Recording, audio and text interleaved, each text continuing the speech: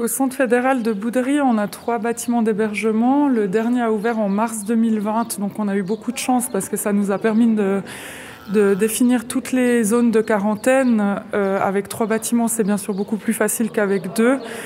Dans un des bâtiments, on a toutes les zones de quarantaine, cas contact, pays à risque, cas suspect, cas positif. Là où dans un autre bâtiment, on aura les personnes vulnérables au Covid qui sont isolées.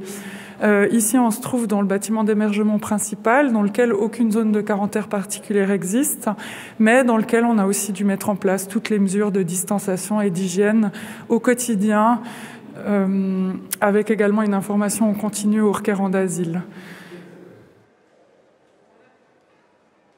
Un des défis dans un centre fédéral, c'est aussi de pouvoir continuer avec la vie de tous les jours et notamment les activités, les cours de français, que ce soit le nettoyage ou le service du repas.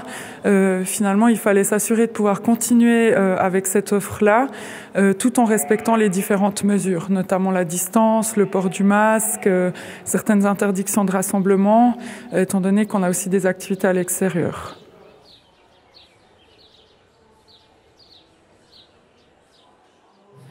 Dans les chambres, les personnes sont soit logées en famille ou alors avec d'autres personnes du même sexe. Et en ce qui concerne le Covid, si une personne d'une chambre devient positive au Covid, c'est toute la chambre qui va être mise en quarantaine en fait. Dans le reste de l'hébergement, les personnes portent le masque et dans la mesure du possible respectent les distances. Dans la zone de quarantaine, on a un espace qui est dédié aux cas suspects, les personnes qui ont fait un test et qui sont en attente de résultats.